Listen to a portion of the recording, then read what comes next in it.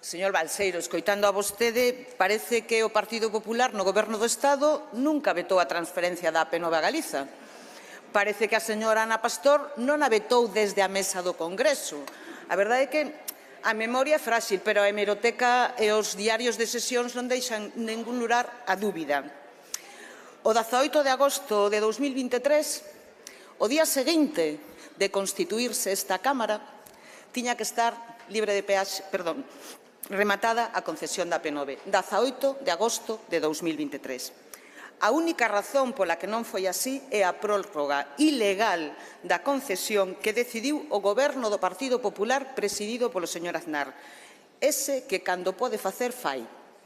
E vaia, se fixo. Fixo, no ano 2000, amplía a concesión da AP9 ata o ano 2048 e no ano 2023 privatiza a autoestrada. O señor Aznar, o PP, nunca se equivocan de amigos, nunca. Estafan a sociedade galega e benefician as grandes empresas privadas. Tampouco hai que esquecer a prórroga concedida con anterioridade por outro presidente do Estado, un que tampouco se equivoca nen perde oportunidades de deixar claras as súas prioridades. O ínclito señor González.